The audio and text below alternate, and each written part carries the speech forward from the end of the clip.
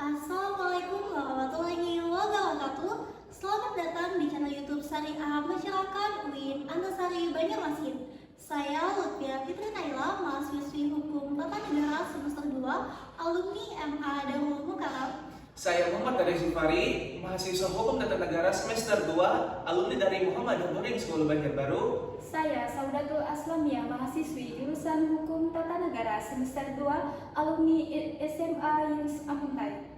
Pada video kali ini, kami akan membahas hal mengenai udhiyah atau kurban, Yaitu definisi kurban, dasar hukum, sejarah, rukun, syarat, dan sunnah.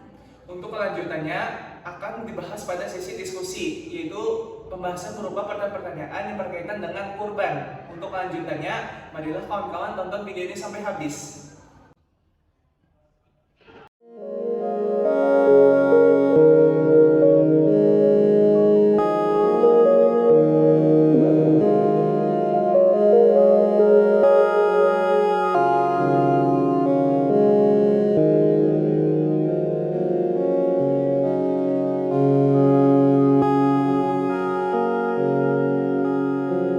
Kurban berasal dari bahasa Arab yaitu qariba yaqrabu, kurbatan yang artinya mendekatkan.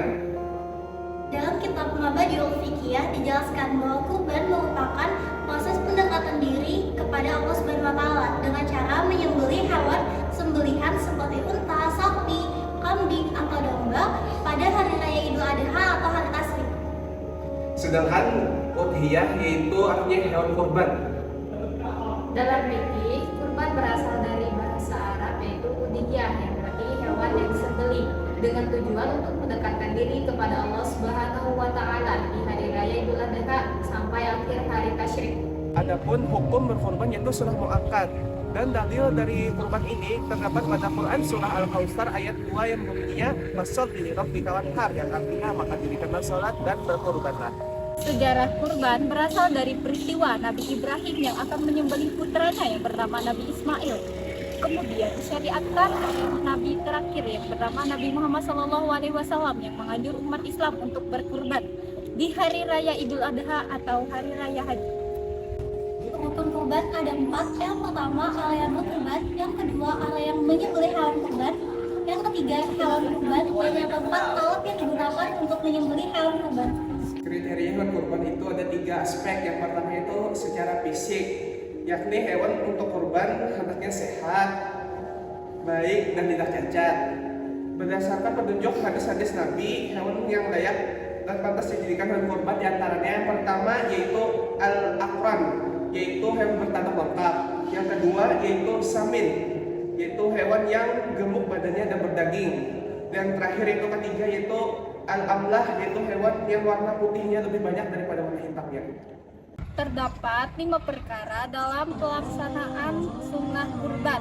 Yang pertama, membaca basmalah, dan yang kedua, membaca selawat atas baginda Nabi Muhammad SAW. Yang ketiga, menghadapkan hewan ke arah kiblat.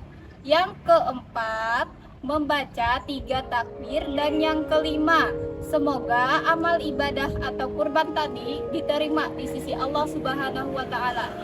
Assalamualaikum warahmatullahi wabarakatuh. Selamat datang di channel YouTube Syariah Mencerahkan UIN Antasari Banjarmasin. Saya Lutfia Fitri Naila, mahasiswi Hukum Tata Negara semester 2, akan menjadi host pada sesi diskusi kali ini. Dan pada hari ini, saya akan ditemani oleh 2 teman yang sangat luar biasa, Saudatul Aslamia dan Muhammad Haris Gifari, yang juga merupakan mahasiswa Hukum Tata Negara semester 2. Halo Saudat, halo Haris, bagaimana kabarnya hari ini? Alhamdulillah baik. Saya baik juga. Kalau Rina sendiri gimana kabarnya?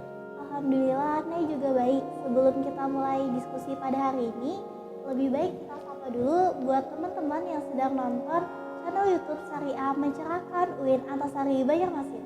Halo guys. Halo, jangan lupa ditonton sampai habis ya.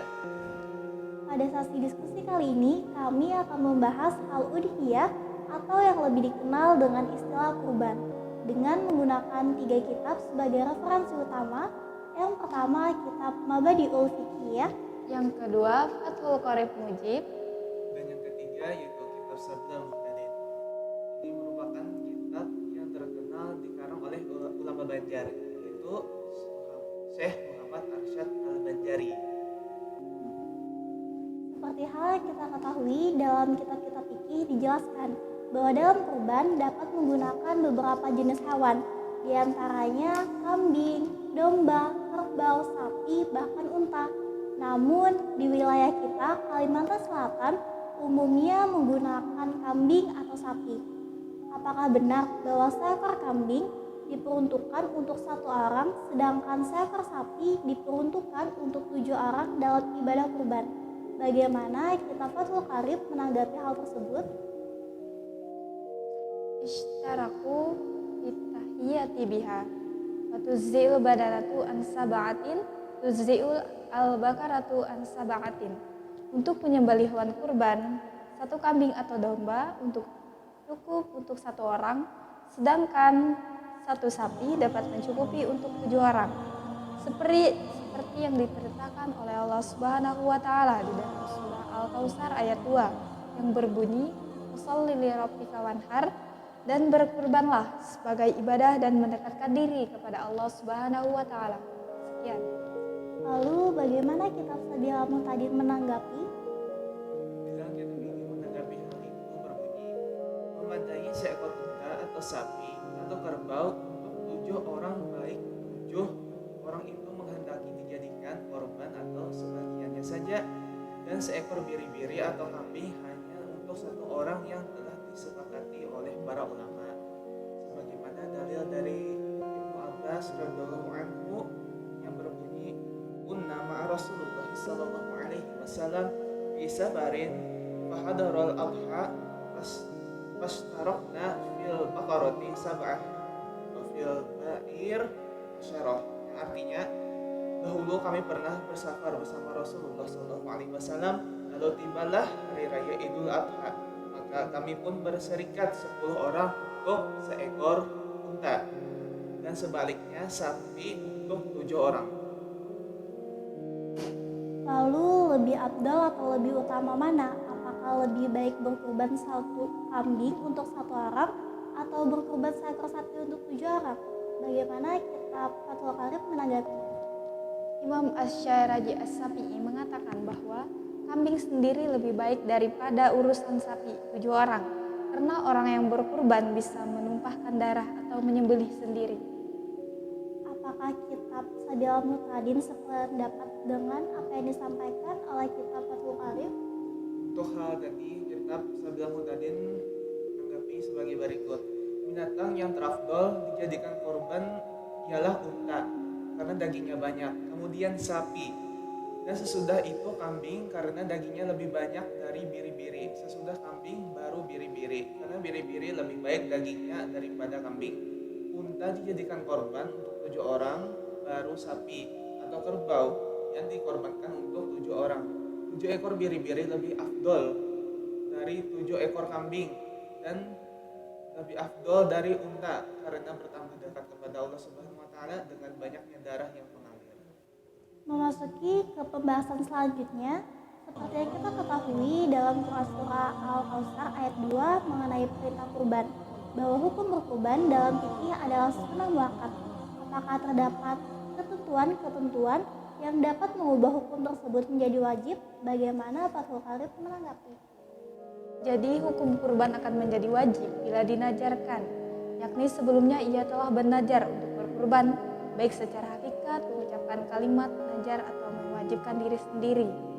Contoh, demi Allah saya berkurban dengan kambing ini, atau najar secara hukum. Contoh, saya menjadi kambing ini sebagai kurban. Kalimat saya jadikan kambing bisa menjadi wajib karena sebab najar. Bagaimana kitab Sabilul Muhtadin menanggapi hal tersebut? Dalam kitab ini menanggapi hal tersebut berbunyi, maka dengan lafaz yang disebutkan di atas atau nazar tadi, korban dengan kambing itu menjadi wajib karena pemilikan terhadap kambing hilang disebabkan nazar dan disebabkan bahwa kambing itu dikhususkan untuk korban, maka wajib menyembelihnya dan tidak boleh menjualnya atau diganti dengan kambing yang lain sekalipun yang lebih baik. Memasuki pembahasan yang terakhir, lebih utama mana? Mendahulukan akikah atau melaksanakan ibadah kurban? Bagaimana kitab Fathul Qarib menanggapinya? Itu tergantung momentum serta situasi dan kondisi. Apabila mendekati Idul Adha, maka mendahulukan kurban adalah lebih baik daripada melaksanakan akikah. Ada baiknya apabila melaksanakan keduanya, seperti mengikuti pendapat sebagian imam yang membolehkan niat dalam menyembelih seekor hewan, yakni niat kurban dan akikah, sekaligus seperti mengacu pada kitab Tausyik karya Syekh Nawawi Al-Bantani. Apakah kitab Sabil Muhtadin sependapat dengan apa yang telah disampaikan dalam kitab Fathul Qarib? Kitab Sabil Muhtadin berpendapat kedua-duanya itu kan sama-sama sunnah muakkad. Akan tetapi kalau lebih afdal yang mana, kita lihat di situasi dan kondisi. Apabila mendekati hari raya Idul Adha seperti katakan saudari-saudara tadi, maka lebih baik kita mendahulukan kurban untuk Idul Adha. Tapi kalau lebih baik lagi, sekaligus kedua-duanya dilaksanakan apabila finansialnya memadai atau mampu. Tidak terasa kita telah memasuki sesi akhir dalam diskusi kali ini. Saya akan membacakan beberapa kesimpulan mengenai pembahasan yang telah kita diskusikan tadi. Mengenai poin pertama, memang benar bahwa seekor kambing diperuntukkan untuk 1 orang, sedangkan seekor sapi diperuntukkan untuk 7 orang. Lebih afdal yang mana? Terdapat perselisihan antara kitab Sabil Muhtadin dan kitab Fathul Qarib. Dalam kitab Fathul Qarib berpendapat bahwa lebih afdal menyembelih 1 kambing untuk 1 orang, sedangkan kitab Sabil Muhtadin berpendapat lebih afdal menyembelih 1 sapi untuk 7 orang, dikarenakan dagingnya lebih banyak dan orang yang mendapatkan daging kurban juga lebih banyak. Sedangkan dalam poin ketiga, hukum kurban yang awalnya sunnah muakkad dapat berubah menjadi wajib jikalau seseorang tersebut memiliki najar. Dan poin keempat, urgensi antara akikah dan kurban tergantung situasinya. Jikalau telah memasuki waktu bulan Zulhijjah, maka lebih baik untuk melaksanakan ibadah kurban. Namun lebih baik lagi jika melaksanakan akikah dan ibadah kurban secara bersamaan jikalau seseorang tersebut memiliki kemampuan finansial. Sampai di sini diskusi pada kali ini mengenai hal udhiyah atau kurban. Saya Lutfia Fitri Naila. Saya Saudatul Aslamiyah. Saya Muhammad Haris Gifari. Kami bertiga undur diri. Terima kasih kepada kawan-kawan yang telah menonton channel YouTube Syariah Mencerahkan UIN Antasari Banjarmasin. Sampai jumpa di video selanjutnya. Wassalamualaikum warahmatullahi wabarakatuh.